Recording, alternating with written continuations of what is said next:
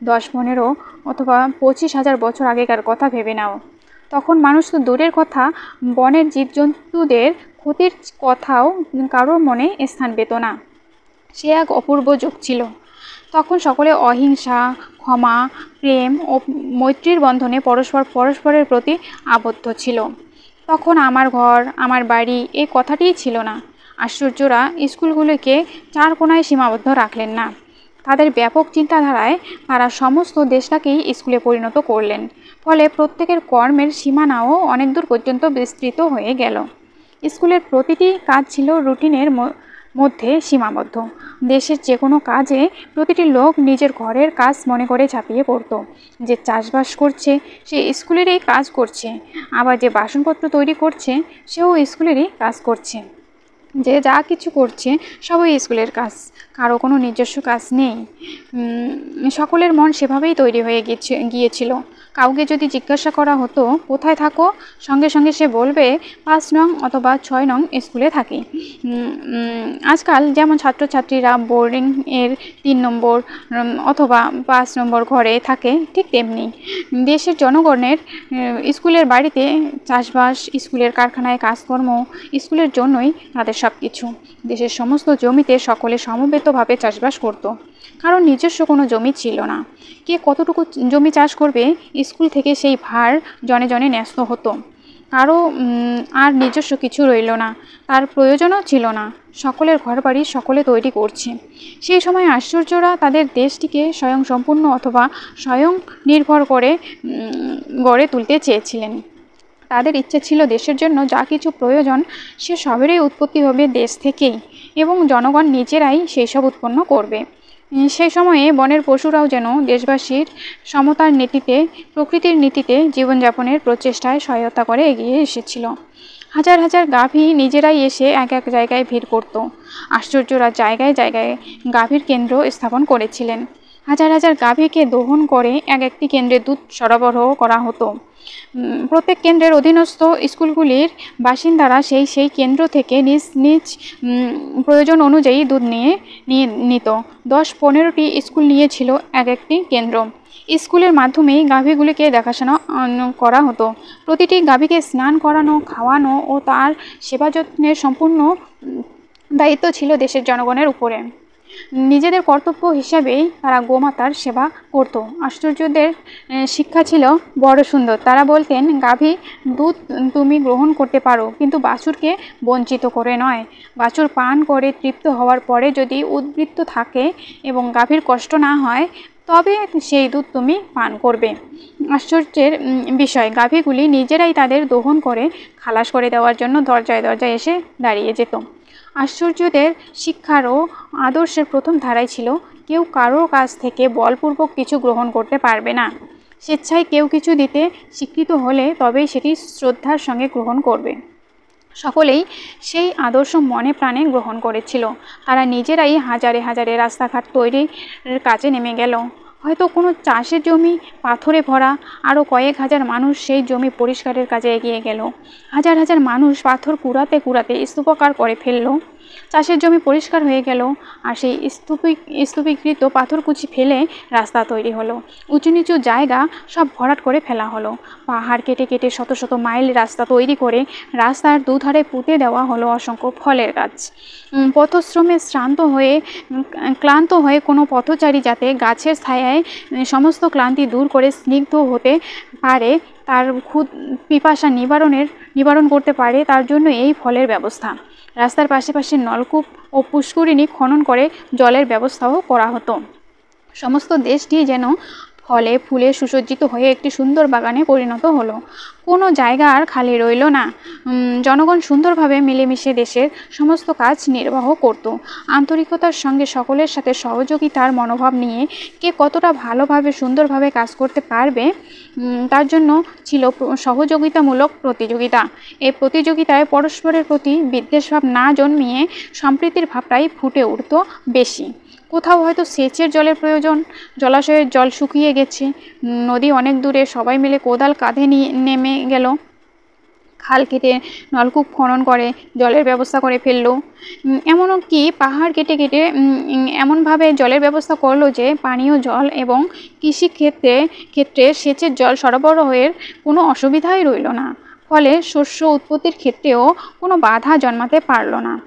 একজনের শস্য ক্ষেত্রে ক্ষেতের জল কমে গেলে আরেকজন সেখানে জল দিয়ে দিত। এইভাবে সকলের সমবেত প্রচেষ্টায় প্রতি বছরে প্রচুর শস্য উৎপন্ন হতো।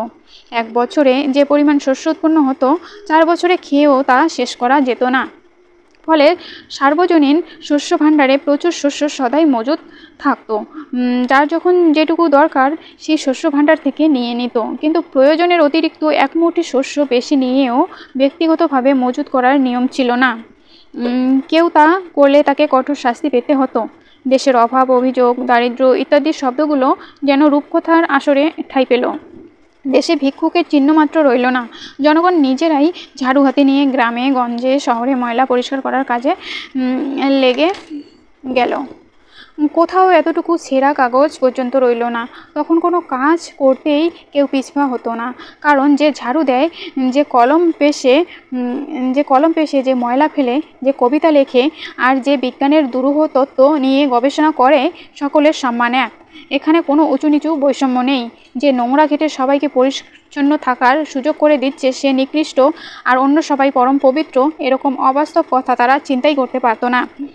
যে কোনো কর্ম করুক না কেন, সমাজের যে কোনো ছেলের সঙ্গে যে কোনো মেয়ের সম্বন্ধ উত্থাপন করা যেত।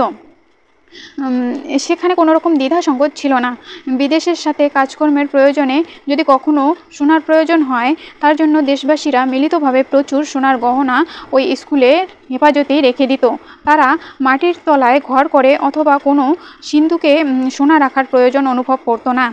এখন যেমন আমরা লোহা বা অ্যালুমিনিয়াম রেখে দিই, সেরকম স্কুলের সাধারণ একটি ঘরে শত শত মণ সোনা পড়ে থাকতো। কেউ ফিরিয়ে তাকাতো না। সবাই বলতো এটা সোনার ঘর। এরকম আবার যে ঘরে রূপোর পাহাড় জমিয়ে রাখা হতো, সবাই জানতো সেটা রূপোর ঘর। জনগণের মনে কোনো রকম ছলচাতুরি মিথ্যা প্রবঞ্চনার স্থান ছিল না তখন। এমনকি শুনলে তোমরা অবাক হয়ে যাবে, কোনো ছেলের যদি কোনো মেয়ের প্রতি সামান্যতম দুর্বলতা জাগে, হয়তো মেয়েটি তা জানেও না, সে গিয়ে সেই ছেলেটির কাছে ক্ষমা চাইতো।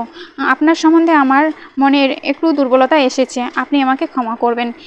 একটি মেয়ের সম্বন্ধেও একই ব্যবস্থা। কোনো মেয়ের যদি কোনো ছেলে সম্বন্ধে মুহূর্তের জন্যেও দুর্বলতা জাগে, সেও নিঃসংকোচে ছেলেটির কাছে গিয়ে বলতো, আপনার সম্বন্ধে আমার মনে দুর্বলতা জেগেছিল, আপনি আমাকে ক্ষমা করবেন। একথা তারা না জানালেও পারতো, কারণ কেউ কারো মনের কথা জানতেই পারছে না। কিন্তু আকাশের মতো সহজ, স্বচ্ছ, পবিত্র ছিল তাদের মন। কোনো কিছু গোপন করাকেই তারা অপরাধ বলে মনে করত। নিঃসংকোচে সব কিছু স্বীকার করাই ছিল তাদের ধর্ম। এখন তো মনে মনে চিন্তা করে স্বীকার করা দূরের কথা, অনেকে অনেক কিছু করেও গোপন করে যাচ্ছে। তাই এখনকার দিনে হয়তো অনেকেই এই স্বীকৃতিকে বাতুলতা মনে করবে। কারণ এখন চারিদিকেই চলছে লুকোচুরির খেলা। সত্য কথাকেও অনেকে মিথ্যার জালে বুনট করে প্রকাশ করছে আর নিজেকে সাধু সাজিয়ে অন্যের মনে বিশ্বাস অর্জন করার চেষ্টা করছে। যেখানে মিথ্যার এত দাপট, সেখানে সত্য প্রকাশকে তাদের কাছে বাতুলতা মনে হওয়া অস্বাভাবিক কিছু নয়। আমি বারবার বলছি, আশ্চর্যরা শিক্ষার ক্ষেত্রটিতে অত্যন্ত গুরুত্ব আরোপ করতেন। প্রকৃতির ধারা অনুসরণ করে সমাজকে সর্বাঙ্গীনভাবে ত্রুটিমুক্ত করতে চেয়েছিলেন। শিক্ষা সম্বন্ধে তাদের ফান্ডামেন্টাল আইডিয়া ছিল, সমাজে বৈষম্যহীন শিক্ষার ধারা প্রচলন করতে হবে। কারণ শিক্ষা জগতে যদি থাকে বৈষম্যের সুর, তাতে দেশে নানা অশান্তি ও দুর্নীতির সৃষ্টি হতে পারে। দেশের জনগণকে এমনভাবে শিক্ষিত করে তুলতে হবে যাতে তারা প্রকৃত সত্যকে প্রকাশ করতে কোনো দিনও কুণ্ঠিত না হয়। আশ্চর্যরা বলতেন, প্রকৃতির শিক্ষায় শিক্ষিত হবে সবাই, শিক্ষায় আনবে সমতার সুর। চন্দ্র, সূর্য, গ্রহ, নক্ষত্র প্রভৃতি যেমন আপন আপন কক্ষে থেকে প্রত্যেকের সাথে সামঞ্জস্য রেখে অনন্তকাল ধরে সেবা করে চলেছে, সেই পথে ও মতের মাধ্যমে আমরা সবাই চলব। সেভাবেই আমরা মানুষকে শিক্ষিত করে তুলব। তারা প্রত্যেকটি মানুষকে বলতেন, এক একটি গ্রহ, কয়েক কোটি গ্রহ আজ সমবেত হয়েছে। একটি গ্রহের প্রতি অন্য গ্রহের যেমন গভীর আকর্ষণ থাকে, সেভাবেই তোমরাও প্রকৃতির শিক্ষার ধারা অনুসরণ করে প্রত্যেকের প্রতি সহযোগিতার মাধ্যমে এই সমাজকে, এই সংগঠনকে গড়ে তুলতে সাহায্য করো। এইভাবে প্রকৃতির শিক্ষার ধারা অনুসরণ করে একজন বড় বড় গায়ক, যন্ত্রশিল্পী, নৃত্যশিল্পী প্রভৃতি গড়ে উঠতে লাগলো। তারা গান গেয়ে নেচে নেচে মানুষের মনে প্রকৃতির শিক্ষা গেঁথে দিতে লাগলো। নৃত্য, গীত সবের মধ্যে ছিল একতার সুর। শুধু যন্ত্রশিল্পী আর নৃত্যশিল্পী নয়, কামার, কুমোর, তাঁতি, কবি, সাহিত্যিক ইত্যাদি বিভিন্ন ক্ষেত্রে একজন দিকপাল হিসাবে গড়ে উঠল। তাদের যা কিছু অবদান সবই ছিল দেশের সকলের জন্য।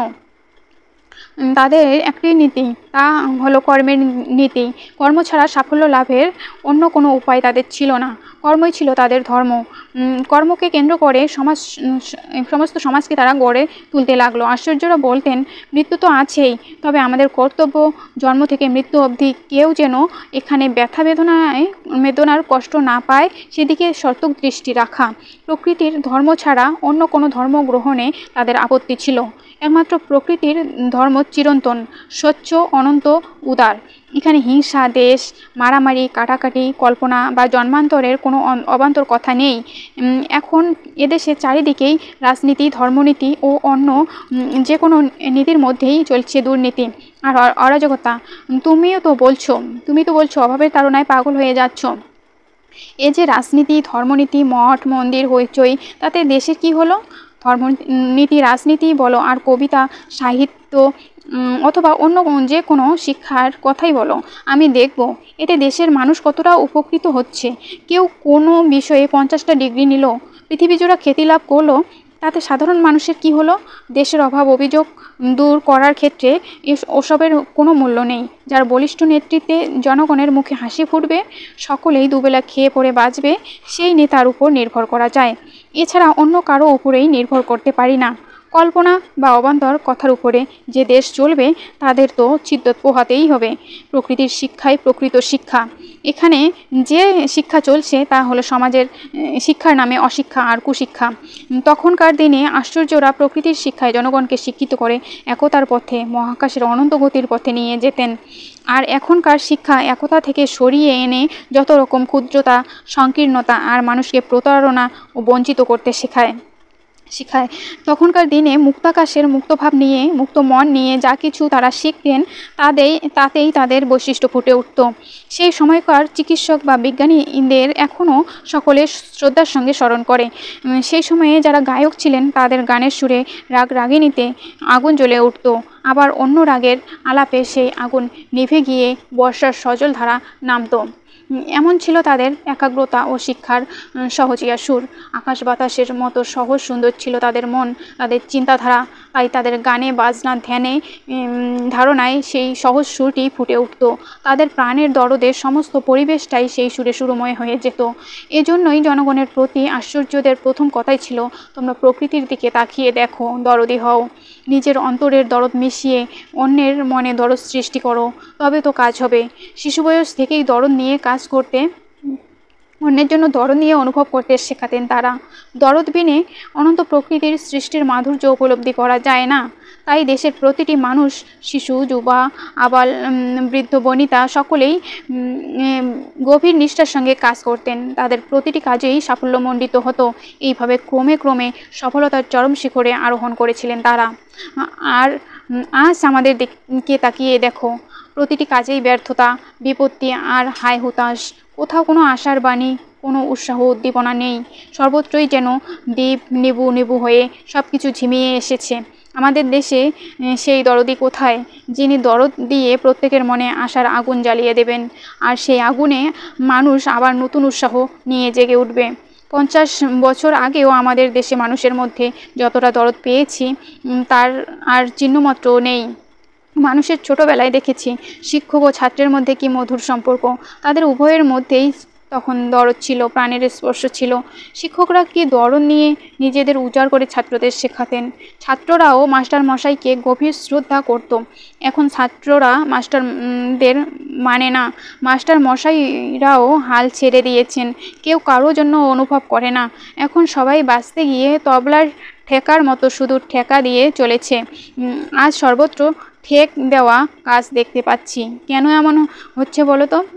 আমরা কি মায়া, মমতা, স্নেহ, প্রেম সব কিছু বিসর্জন দিয়ে ক্রমশ যান্ত্রিক হয়ে যাচ্ছি, না প্রকৃতির আদর্শ থেকে সরে গিয়ে জীবনের প্রসারতা হারিয়ে ক্রমশ ক্ষুদ্র সংকীর্ণ হৃদয়ে মনের সাড়া দিয়ে চলেছি? প্রকৃতির মহান আদর্শ থেকে বিচ্যুত হওয়াই আমাদের আজকের দিনের চিন্তার মূল কারণ। আমাদের চিন্তায়, কাজে, কর্মে কোথাও কোনো ব্যক্তির সুর নেই। প্রকৃতির মহান কর্মীদের সেবা ও ত্যাগের আদর্শ ভুলে গিয়ে আজ আমরা সবাই ভোগে ও সুখে মত্ত হওয়ার চেষ্টায় আছি। আদর্শের বিপরীত কাজ করলে ছিদ্রত্ব পোহাতেই হবে। তাই বেশিরভাগ যেন ব্যাপকতা হারিয়ে সংস্কারের বেড়াজালে আটক হয়ে পড়েছে। মহাকাশের মুক্তির স্বাদ আজ আমাদের কাছে দুর্লভ বস্তু, যা ছিল সবচেয়ে সহজলভ্য তাই আজ সবচেয়ে কঠিন হয়ে দাঁড়িয়েছে। তাই প্রকৃতিও যেন ধীরে ধীরে আমাদের প্রতি বিরূপ হয়ে যাচ্ছে। এর হাত থেকে মুক্তি পাওয়ার একমাত্র উপায় হলো প্রকৃতির আদর্শের প্রতি সকলের দৃষ্টি নিবদ্ধ করতে হবে। প্রকৃতির সুরে সুর মিলিয়ে সকলের হিতকামনায় নিজের জীবনকে উৎসর্গ করতে হবে। এছাড়া কোনো উপায় আমি দেখতে পাচ্ছি না। চন্দ্র, সূর্য, গ্রহ, নক্ষত্র তো আমাদের দিকেই তাকিয়ে আছে। তাদের অনন্ত ঐশ্বর্য দিয়ে তোমাদের সুন্দরভাবে গড়ে তুলতে চাইছে। তোমরা তাদের থেকে মুখ ফিরিয়ে আছো কেন? তাদের দিকে তাকাও, ভালো করে দেখো তারা কি বলতে চাইছে। কান পেতে শোনো, তাহলেই জীবনের প্রকৃত সুরটি খুঁজে পাবে। সে যুগের কথা বলছিলাম। তখন যদি কেউ মারামারি করতো তাহলে নিজেরাই আশ্চর্য উপাচার্যের কাছে গিয়ে সব স্বীকার করে কে দোষী কে নির্দোষ ঠিক করে নিত। আশ্চর্যরা সমস্ত দেশময় বিচারের কেন্দ্র স্থাপন করেছিলেন। বিচারের প্রয়োজন হলে জনগণের মতামত নিয়ে সেখানেই তারা বিচার করতেন। সহজ স্বীকৃতিটাই ছিল সেই সময়ের জনগণের মস্ত বড় জিনিস। সেই দেশের আদর্শের লিস্টে কলহ, বিবাদ, বৈষম্য কিছু ছিল না। এখন এসব শুনলে তোমাদের মনে হতে পারে আমি কল্পনার রাজ্যতে বিচরণ করে কথা বলছি, কিন্তু কল্পনা নয়, এ বাস্তব সত্য, বাস্তবেই প্রযোজ্য হয়েছে। যদি কেউ প্রকৃতির আদর্শ অনুসরণ করে চলে তবে যে কোনো দেশে এই ধরনের রাজত্ব প্রতিষ্ঠিত হতে পারে। আর যা কল্পনা বলে মনে হচ্ছে তাই বাস্তবে রূপায়িত হবে। আশ্চর্যদেবরা বলেন, মনে করো একটি পরিবারে হয়তো বাবা, মা, ঠাকুমা, ঠাকুরদা, দাদা, তাদের সন্ততি সবাই মিলে 25 জন আসছে। এই 25 জন সকলের অন্তরের সাথে যুক্ত। কেউ কেউ রোজগার করত, কেউ কেউ অন্যান্য কাজকর্ম করত। যার যা করণীয় প্রত্যেকেই নিষ্ঠার সঙ্গে সঙ্গে করে যাচ্ছে। 25 জন যেন অন্তর দিয়ে এই পরিবারটাকে গড়ে তুলেছে। এই পরিবারেই হয়তো কেউ ভাবছে ঠাকুরদাদা, বাবা, তার ছেলে, এভাবেই তো চলে আসছে বংশের ধারা। তোমার শ্বাস আমার শ্বাস একই ধারায় বয়ে চলেছে। মাঝে হয়তো কয়েক ইঞ্চির ব্যবধান। আমরা একই মাটিতে বাস করছি, একই চন্দ্র সূর্যের তলে আছি। আমাদের পূর্বপুরুষ এক হতে এই বহুতে এসেছে, আবার বহু হতে ক্রমে ক্রমে একই লয় পেয়ে যাবে সব। এই ভাবনার সূত্র ধরে আমরাও যদি ভাবতে শুরু করি তাহলে কি দেখব যেখান থেকে আরম্ভ সেখানেই শেষ। তাই বলছি, এই 3-4 পুরুষের ঘরকেই বড় করতে চেও না। নিজের পরিবারের মতো সমস্ত দেশকেই একান্নবর্তী পরিবার হিসাবে চিন্তা করো। এ কথা আমি বহুবার বলেছি, এখনও পুনরুক্তি করলাম। এই বৃহৎ পরিবারের জন্য সবাই ব্যস্ত হয়ে যাও।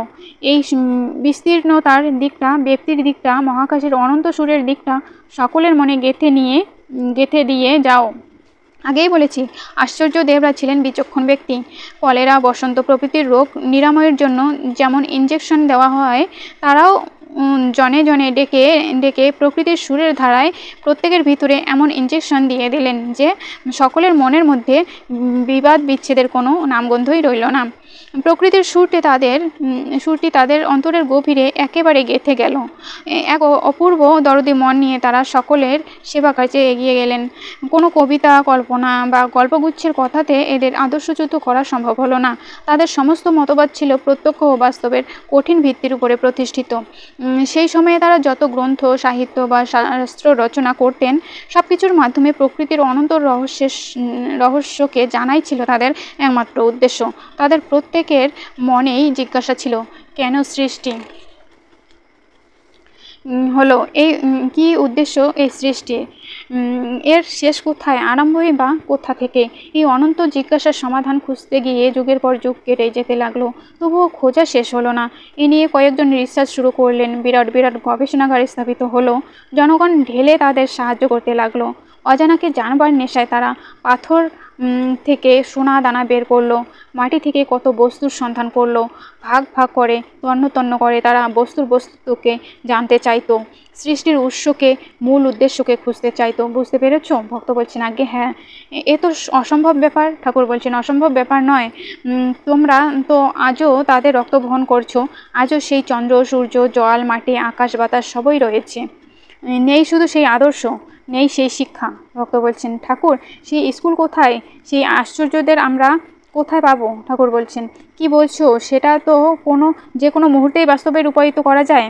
যাদের ধর্ম প্রকৃতির ধর্ম, যাদের আদর্শ বাস্তব ছাড়া নয়, যেখানে কল্পনায় বাসা বোনা চলে না, সেই আদর্শকে বাস্তবে প্রতিষ্ঠিত করতে তো কোনো অসুবিধা নেই। প্রকৃতির আদর্শে প্রথমে নিজেকে গড়তে হবে, তারপর দেশকে গড়ার কাজে নেমে যেতে হবে। সেই স্কুলের শিক্ষা পদ্ধতির ধারা একটু একটু করে নিজের দেশে প্রয়োগ করতে হবে, কাজ করতে হবে। অযথা বাক্যব্যয় করা নিষেধ। বিশ্ব প্রকৃতির কোনো কিছুই গণিত ছাড়া নয়। আশ্চর্যরা বেশিরভাগই ছিলেন বিরাট বিরাট গণিতজ্ঞ। প্রকৃতির গণিতের গণনার সঙ্গে অঙ্ক মিলিয়ে মিলিয়ে জীবনের প্রতিটি পদক্ষেপ রচনা করতেন তারা। তাই তাদের জীবনে ভুল ভ্রান্তি ছিল না বেশি। তারা অনন্ত প্রকৃতির গণিতের সাথে মিলিয়ে গণিত রচনা করে শুধু খুঁজতেন। তাদের এই খুঁজে যাওয়ার আর খুঁজে পাওয়ার শেষ হয়নি কোনো দিন। প্রকৃতির রহস্য অন্তহীন, তাদের সাধনাও ছিল বিরামহীন। তোমরা যদি চেষ্টা করো তোমরাও পারবে। প্রকৃতির উদ্দেশ্য বাঁচিয়ে চলা, সেবা করা, তোমরাও বাঁচিয়ে তোলার চেষ্টা করো। মুমূর্ষ জনগণকে আশার আলো দেখাও। তবু যে কদিন থাকি বাঁচার মতো বেঁচে থাকার চেষ্টা করব। আগে যা বলেছি আরও একটু বিস্তৃতভাবে বললাম, আরও অনেক বলার ইচ্ছে ছিল। এ তো 100 ভাগের 1 ভাগও বলা হলো না। যদি একটু একটু করে জেনে নাও, তাদের শিক্ষা পদ্ধতির ধারাবাহিকভাবে শুনতে থাকো, তাহলে তুমি অবাক হয়ে যাবে। ভক্ত বলছেন ঠাকুর আপনি যখন কথা বলেন মনে হয় যেন আপনি স্কুল থেকে কথা বলছেন। আপনার আদর্শ, আপনার মতবাদ সবাই জানুক, আমরা সেটাই চাই। ঠাকুর বলছেন আমার মতবাদ বা আমার আদর্শ একথা কখনো বলবে না। এই কথার মধ্যে অহংভাব থাকে। এই দুনিয়ায় আমার বলে কোনো কথাই নেই। আমাদের মাধ্যমে প্রকৃতির মতবাদ দিচ্ছি মাত্র। আমি এই মতবাদ দিলাম, এই কথার মধ্যে যশের কথা, বৈষম্যের কথা, আত্মগরিমার কথা লুকিয়ে আছে। আশ্চর্যরা এভাবে কখনো কোনো কথা বলতেন না। তারা বলতেন আমরা বাহক, আমাদের মাধ্যমে জীবের মাধ্যমে প্রকৃতির তথ্য প্রকাশিত হচ্ছে। কোনো পাত্রে করে তুমি যদি কাউকে কিছু দাও, পাত্রটি কি বলবে আমি এটি দান করলাম? যে মতবাদ আছে এই প্রকৃতিতে, বিশ্বে, মহাবিশ্বে, সেই মতোই সৃষ্টির মাধ্যমে প্রকাশিত হয়ে চলেছে। আমরা তো উপলক্ষ মাত্র, যন্ত্র মাত্র। যন্ত্রের মাধ্যমে যে সুর বের হয়, যন্ত্রটি কি বলবে আমি সেই সুর বার করছি? সেটা ঠিক নয়। ভক্ত বলছেন ঠাকুর এদেশে তো এটাই প্রচলিত, অমুক যন্ত্র আবিষ্কার করেছেন, অমুক ঔষধ আবিষ্কার করেছেন ইত্যাদি। ঠাকুর বলছেন এই বিষয়ে আমি কিছু বলবো না। তুমি আমাকে বললে, আমি প্রতিবাদ করলাম। যা বললাম সেটি মনে রেখো, তাহলেই হবে।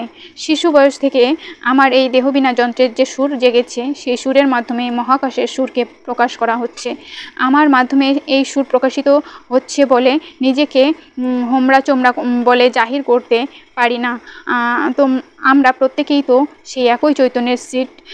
কেউ হয়তো মাটির নিচেই আছে, কেউ মাটির একটু উপরে অঙ্কুর হয়ে ফুটে বেরিয়েছে, আবার কেউ বা শাখায় প্রশাখায় পত্রে পুষ্পে সুশোভিত হয়ে বিরাট বৃক্ষে পরিণত হয়েছে। কেউ কাউকে নগণ্য বলে অবহেলা করতে পারবে না। সামান্য বীজই বিরাট মহীরুহে পরিণত হবে। আজ হোক কাল হোক ফুটে বের হবেই। সেখানে কোনো বৈষম্য নেই। কেউ প্রথম শ্রেণীতে পড়ে, কেউ হয়তো 10ম শ্রেণীতে। তাতে কি হয়েছে? আমরা সবাই একই স্কুলের ছাত্র। বুঝেছ তো? ভক্ত বলছেন আগে হ্যাঁ। ঠাকুর বলছেন শিক্ষার দিকে ব্যাপকতা না থাকলে সামাজিকতার দিক থেকে অনেক অসুবিধা ফেস করতে হবে। শিক্ষায় থাকবে ব্যাপকতার সুর। সমুদ্র থেকে নদীর উৎপত্তি, নদী থেকে খাল বিল কত কি উৎপন্ন হয়েছে। নামে যত ভাগেই থাকুক, ভাগে কি আসে যায়? এক জলেই তো সর্বত্র বয়ে যাচ্ছে। সমস্ত জীবের ভিতর সেই সুরই বয়ে যাচ্ছে। তখন আশ্চর্যরা প্রকৃতির সুরের গান গেয়ে মহানন্দে কাজ করতেন। দুঃখ ব্যথা বেদনা কি তা তারা জানতেনই না। হাত পা কেটে গিয়ে কেউ ব্যথা পেয়ে কাঁদলে তারা জ্ঞানের দ্বারা বিচার করে বিষয়টিকে হালকা করে নিতেন। তারা মনে করতেন অসতর্ক হওয়ার ফলেই এমনটি হয়েছে। এখন থেকে সতর্কতা অবলম্বন করে চলতে চেষ্টা করব। মৃত্যু যখন আছে, প্রকৃতির দানে ঘাত প্রতিঘাতও মাথা পেতে নিতে হবে। সতর্ক হওয়ার পরেও যদি অঘটন ঘটে যায়, তাহলে আর বলার কিছু নেই। আমাদের দেশে কোনো অঘটন ঘটলে ভাগ্যবান আর অদৃষ্টকে দোষারোপ করে। কেউ বা ভগবানের উপর রেগে গিয়ে বলে আর তার নামই করবে না। যেসব স্কুলে প্রকৃতির শিক্ষাধারায় শিক্ষা দেওয়া হতো, সেখানে কোনো রকম আবেগ বা সেন্টিমেন্টের স্থান ছিল না। জীবনের সব কিছুকেই তারা প্রকৃতির সুরে মিলিয়ে নিয়ে, প্রকৃতির প্রতিটি বস্তুকে অঙ্কে মিলিয়ে নিয়ে চলতেন। আশ্চর্য দেবরা মুখে মুখে তিথি, নক্ষত্র, দিনক্ষণ, অমাবস্যা, পূর্ণিমা, জোয়ার ভাটা সব বলে দিতে পারতেন। সমস্ত স্কুলটাই ছিল প্রকৃতির গ্রন্থের গ্রন্থাগার। প্রকৃতির গ্রন্থে যারা বিচক্ষণ, তারাই ছিলেন আশ্চর্য। জীবনের পাতায় প্রকৃতির গ্রন্থকে অবলম্বন করেই তারা এগিয়ে যেতেন জ্ঞানের পথে, প্রেমের পথে, পরম পরিপূর্ণতার পথে। একথা তো আগেও অনেকবার বলেছি, পুনরুক্তি করলাম। ভক্ত বলছেন, ঠাকুর, পুনরুক্তি হলেও খুব ভালো লাগছে। আপনার শ্রীমুখ থেকে আরও শুনতে ইচ্ছা করছে। আপনি আবার আমাদের শোনাবেন। আপনার কাছ থেকেই আমরা এই অনন্ত তত্ত্ব আরও শুনতে চাই। ঠাকুর বলছেন, বলতে আমার কোনো আপত্তি নেই, আমি জানাতেই এসেছি। দেহের সাধ্যানুযায়ী যতক্ষণ বলা যায় বলতে আমার কোনো আলস্য নেই। প্রকৃতির নিয়মই হলো জানতে চায় ও জানাতে চায়। সেই সময়ে সেই স্কুলে শিক্ষার আদান প্রদান ছিল স্বচ্ছতায় ভরা। সেখানে অন্য কোনো বিনিময় ছিল না। আশ্চর্যদের মনে কোনো বিরক্তি ছিল না, আলস্য ছিল না। ছাত্র ও আশ্চর্য উভয়ের মধ্যেই প্রকৃতির তত্ত্ব জানতে ও জানাতে ব্যাকুলতা ছিল। তোমরা যখনই জানতে চাইবে, আমি তোমাদের জানাবো। দেখবে প্রকৃতির এই তত্ত্বেই ডুবে থাকতে ইচ্ছে করবে, আর কিছুই ভালো লাগবে না। ভক্ত বলছেন, ঠাকুর যা বললেন শুনে আর তৃষ্ণা মেটে না, শুনতেই ইচ্ছা করে। আমাদের এই অভাবের সমস্যা এদেশে কবে ওই রকম দিন আসবে বা হবে আপনিই জানেন। সত্যি আশ্চর্যরা কি মহান ও নিষ্ঠাবান কর্মী ছিলেন। আমাদের মন কেন এমন হয় না? আপনিই পারেন সেই বলিষ্ঠ নেতৃত্ব দিতে, দেশের জনগণকে সুপথে চালিত করতে একমাত্র আপনিই সক্ষম। ঠাকুর, আপনি আমাদের গাইড করুন, যাতে আমরা সুষ্ঠুভাবে দেশের সেবায় আত্মোৎসর্গ করতে পারি। ঠাকুর, পারি না শুধু পেটের দায়ে আর অভাবের তাড়নায়। আপনি আমাদের বলেছেন রাজনৈতিক পটভূমিকায় দাঁড়িয়ে কোনো কথা বলবে না, সেখানে দৃষ্টিভঙ্গির তারতম্য হতে পারে। সে কথা আমাদের মনে আছে। শুনে এত ভালো লাগলো যে সেই দেশের জনগণ বাইরের কোনো প্রভাবে প্রভাবান্বিত হতো না, তারা আশ্চর্যদেবের নির্দেশেই চলতো। এরকম স্কুল আমাদের দেশে কবে আসবে? আসুক বা না আসুক সে তো পরের কথা। এরকম একটা আদর্শ যে ছিল, সেটা আমরা কড়াচুবুক ও হ্যান্ডবিলের মাধ্যমে আমাদের ভাই বোনদের জানিয়ে দিতে চাই। এ বিষয়ে আপনার অনুমতি ভিক্ষা করছি। ঠাকুর বলছেন, সবাইকে জানাতে চাও? সে তো ভালো কথা। এ বিষয়ে আর আমাকে জিজ্ঞাসা করার কি আছে? প্রকৃতির তত্ত্ব সদা উন্মুক্ত, সকলের তাতে সম অধিকার। এ বিষয়ে আমার কি বলার আছে বলো? ভক্ত বলছেন, ঠাকুর, আর একটি কথা মনে পড়ে গেল। আপনার কথা যত শুনি ততই আরও শুনতে ইচ্ছা করে। কয়েকটি বিষয়ে অনেকে অবগত হতে চায়। আপনার এখনকার বিরাট সংগঠনের, আপনার ধামের এত ছেলে মেয়েদের ও প্রত্যহ আপনার কাছে যে কত লোক আসছে, যাচ্ছে, খাচ্ছে, থাকছে, সেই বিরাট খরচ কিভাবে চলে? অনেকে নানা ভুল মন্তব্য করে, CIA এর টাকায় চলে ইত্যাদি বলে। আমরা তো কিছু জানি, তবু আপনার শ্রীমুখ থেকে এ বিষয়ে জানতে ইচ্ছা করি। দয়া করে বলুন না। ঠাকুর বলছেন, এখন আমার সময় নেই। বলতে গেলে অনেক কথা বলতে হবে, অল্প কয়েকটি কথা যতটুকু বলা যায় বলছি। আমাদের আদর্শ হলো একান্নভুক্ত পরিবারের মন নিয়ে চলা। তাই বাস্তবে যত রকমের কাজ আছে, হরিজন থেকে শুরু করে রান্না অবধি, এখানকার ছেলে মেয়েদের সবই শেখানো হয়। ডাক্তার, ইঞ্জিনিয়ার, প্রফেসর, ছুতোর, মিস্ত্রি, driver, কম্পোজিটার, machine man, motor mechanic, technician সবই আছে তাদের মধ্যে। গাড়ি ধোয়া, গাড়ি চালানো থেকে শুরু করে গাড়ির যাবতীয় মেকানিজম, টেকনিক্যাল বিভাগ ও ইলেকট্রিক লাইনের যাবতীয় কাজ, প্রেসের প্রিন্টিং থেকে শুরু করে মেশিন সারানো পর্যন্ত সমস্ত কাজকর্ম, রেডিও ট্রানজিস্টার বানানো, ঘর বাড়ি তৈরি করা, চাষবাস ইত্যাদি কি না জানে ছেলেমেয়েরা। এই বাড়ি আমরা নিজেরা ইট ভেঙে জল তুলে একটু একটু করে তৈরি করেছি। আমাদের একটা কথা, দেশ থেকে সমাজ থেকে ভিক্ষাবৃত্তি দূর করতে হবে। ধর্মের দোহাই দিয়ে ভিক্ষা করা, চাঁদা তোলা বা কোনো রকম দান গ্রহণ করা চলবে না। অনেকে আমাকে বলেছে, আপনি স্কুল, কলেজ বা হাসপাতাল স্থাপন করেন না কেন? কেন যে করি না আমি জানি। একটু হাত বাড়ালেই বহু টাকা সংগ্রহ করা যায়। তাতে আমাদের ছেলেমেয়েরা কায়িক পরিশ্রমের মাধ্যমে যেভাবে তৈরি হচ্ছে, সেই জিনিসটি নষ্ট হয়ে যেতে পারে। তাদের মধ্যে পকেট ভারীর চিন্তা আসতে পারে। আলস্য ও বৈষম্যের সৃষ্টি হতে পারে। এখানে বাধ্যতামূলকভাবে কারো উপরে কোনো ব্যাপারেই চাপ দেওয়া হয় না। প্রত্যেকের শ্রমদানে এই বিরাট সংসারটি চলছে, যে যার প্রয়োজন অনুযায়ী নিজ নিজ কর্তব্য করে যাচ্ছে। অনেকে অফিসে আদালতে চাকরি করে উপার্জন করছে, অনেকে টিউশনি করছে, যে যে কাজ জানে সেই কাজের মাধ্যমে অর্থ উপার্জন করছে। কেউ ব্যবসা করছে, কেউ চাষবাস করছে, আবার কেউ উপার্জন করে না, তারা শ্রমদানের মাধ্যমে সংসারের দৈনন্দিন প্রয়োজনীয় কাজকর্ম নির্বাহ করছে। কেউ বসে নেই, প্রত্যেকেই নিরলস কর্মী। কর্মই আমাদের ধর্ম। সব কিছুর উপরে চাষবাসের দিকেই আমাদের নজর বেশি। জমি কিনে লোক রেখে চাষের কাজ করানোর মতো আর্থিক সামর্থ্য আমাদের নেই। একটা পরিকল্পনা নিয়ে সেই মতে কাজ করে আমরা সফলতা লাভ করেছি। কার কার বাড়িতে কতটা অকেজো জমি পড়ে আছে খোঁজ করে আমরা 2-3 হাজার বাড়ি বের করেছি এবং তাদের বলেছি, তোমাদের অনাবাদি জমিটুকু চাষ করে যে ফসল উৎপন্ন করব তার থেকে তোমাদেরও কিছু দেব। তারা অম্লান বদনে আমাদের প্রস্তাব মেনে নিয়ে তাদের জমিতে আমাদের চাষ করতে অনুমতি দিয়েছে। এখানকার ছেলেরা বাড়িতে বাড়িতে গিয়ে চাষের কাজের হাত লাগিয়েছে, ফলে বেশ ভালো ফসল উৎপন্ন হচ্ছে এবং অর্ধেক ব্যবস্থা করা হয়েছে। এখানকার ছেলেরা গিয়ে সেই ফসল বিক্রি করে ছেলেমেয়েদের প্রয়োজনীয় জিনিস মিটিয়ে দিচ্ছে। এতে ছেলেমেয়েদের খরচের দিকটায় অনেক সুরাহা হয়ে গেছে। ক্রমে ক্রমে সেই সব বাড়ির লোকেরা স্বতঃস্ফূর্তভাবে নিজেরাই চাষ করতে শুরু করেছে। তাতে আমাদের জমির দিকটা যেমন সমাধান হয়েছে, লোক পাঠানোর দিকটাও অনেক সুবিধা হয়েছে। এইভাবে 2-3 হাজার বাড়ি একান্নভুক্ত পরিবারের মন নিয়ে কাজ করতে শুরু করেছে। এই পরিকল্পনাকে আরও ব্যাপকভাবে ছড়াবার জন্য ছেলেমেয়েরা আরও অনেক বাড়িতে গিয়ে ও লোক পাঠিয়ে অনাবাদি জমি চাষ করার ব্যবস্থা করছে। যে বাড়িতে লোক কম, অন্য বাড়ির লোকেরা সেখানে গিয়ে সাহায্য করছে। এইভাবে প্রত্যেকের অন্তর্ঢালা কাজে ও সহযোগিতায় অনাবাদি জমিগুলিতে ফসল ফলছে। এই সুচিন্তিত পরিকল্পনাটি সমস্ত দেশে ছড়িয়ে দেওয়া আমাদের অনেক লক্ষ্যের মধ্যে একটি প্রধান লক্ষ্য। আমরা প্রত্যেকে খেটে যাচ্ছি, এটাই ভালো লাগছে। স্কুল কলেজ করার ইচ্ছে থাকলেও এগোয়নি। একান্নভুক্ত পরিবারের মন নিয়ে যদি এরা স্কুল কলেজ গড়ে তুলতে পারে আপত্তি নেই, খুবই উত্তম কথা। কিন্তু কাউকে এর জন্য হাত পাততে দিতে ইচ্ছুক নই। দান গ্রহণ করলেই বৈষম্যের সম্ভাবনা। সেখানে আমি নো এন্ট্রি বসিয়ে দিয়েছি। একটি ঘড়ির সব পার্টস সমানভাবে অংশগ্রহণ করে বলেই ঘড়ির কাঁটাটি ঘুরছে। ঠিক ঘড়ির যন্ত্রের মতো এখানে সবাই সেইভাবেই চলছে এবং একান্নভুক্ত পরিবারের পরিকল্পনার দিকটা এভাবেই সফলতার পথে এগিয়ে চলেছে। এর জন্য অনেকে নানা দিক থেকে নানা রকম অন্তরায়ের সৃষ্টি করেছে ও করে যাচ্ছে।